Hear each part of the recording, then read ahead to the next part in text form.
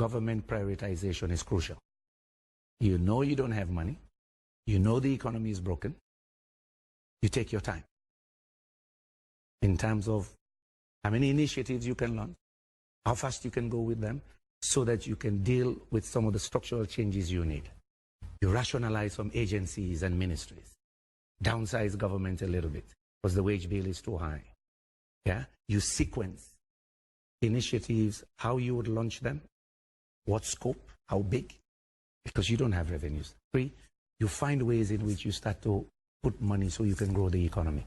This economy needs to grow, which means we need to support our private sector. I advocate strongly for a development bank. There are people who want to go into agriculture.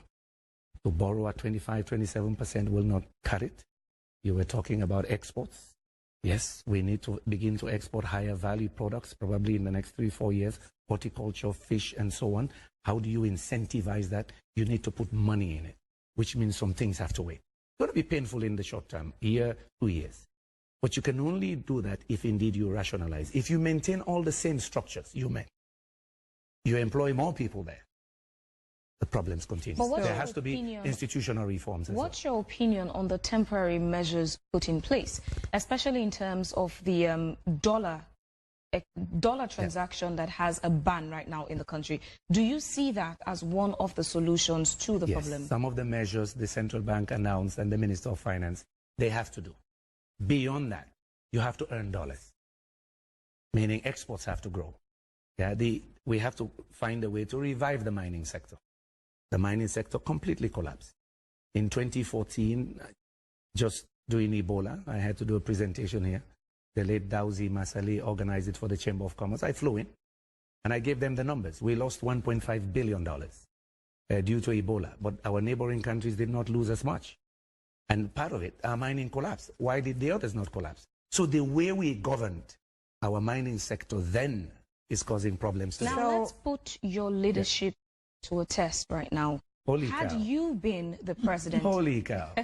Had you been the president now, with what you just said about mining, what decision would you have taken? This now I'm referring to the action that was taken against 2 of the mining companies. What decision would you have taken had you been the president? Lord have mercy.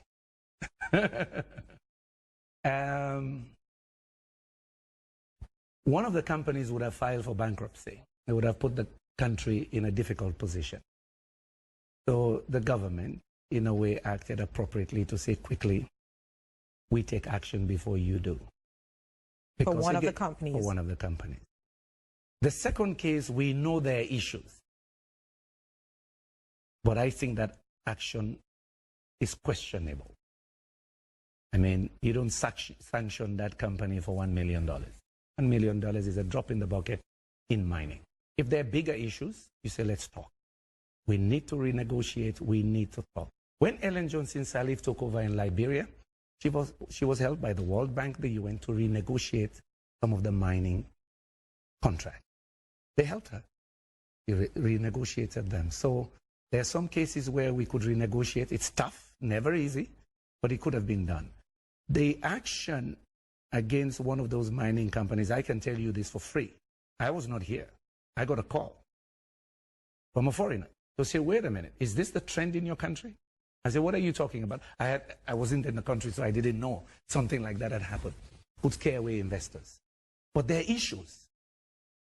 There are issues that I think can be negotiated with the company. So I would have come in to renegotiate a number of those mining contracts, because again, we talked about it during the campaign, that we're not benefiting much. I am convinced that in a number of those cases, we should have shares. We should have shares for our future generation, 10, 15%. I believe that strongly. And so we could have found a way to say, let's negotiate. We are not benefiting. We're not seeing the impacts in the communities. The CSR, we're not seeing enough of it. I mean, one of my favorite projects is in Moyamba. We were just discussing it yesterday in an energy conference. It was the dam at Singimi. I promoted that dam 9 years ago, almost 10. 13 megawatts in Moyamba that could have supplied Jala University College. But you connect it to Boan Kenema. At that time, our estimates doing the feasibility studies and so on, pre-feasibility studies, it would have cost between $30 to $50 million. We knew 17 million was somewhere. We started organizing. So, but I said to them, talk to Rutile. It's right next to them. They've been mining in Moyamba for 30, 40 years. They should invest in it, and they should be the anchor demand. They should buy half of that power at a certain rate because they will be helping the people in Moyamba, but it's part of their corporate social responsibility connecting to Bo and Kenema. I know the government is looking at it now. That's a project, for example. It's how you integrate energy policy with mining policy. Now that project is more expensive. The new estimate is roughly 100 million. I believe it's a quick win. But you do it in collaboration, good public-private partnership with Sierra Rutile. Negotiate it. They buy the energy cheap. But for them, it is good corporate social responsibility. But look at the impact. You help Jala University College, Bo Kenema is connected. 13 megawatts to 15 megawatts. So taking a look then. That's how you do mining policy. You connect it with other policies. Again, so that dam would have allowed for irrigation, would have allowed for clean water. So taking into consideration the actions, policies, measures that have been put in place with regards to the economy, do you think they are the right one? Do you think that we are on the path to recovery at some point in time? I don't think we are fully on the path of recovery yet. And that's why I'm advocating strongly to His Excellency, Mr. President, to set up a group, call in some businessmen. I'm not saying those who are always getting contracts from government. I don't want, my advice is, it's been open now, it's in writing, and I'm saying it on media. Call in even businessmen who will be critical of you.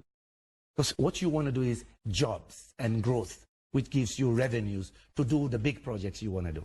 Set up a council of economic advisors, put some commercial bankers, put, yes, the central bank governor, but he's not sharing it. The president can share it or the vice president, and he's there listening. And the question is fundamental. What can I do to make your businesses grow? What can I do to give you confidence that you'll invest more money here?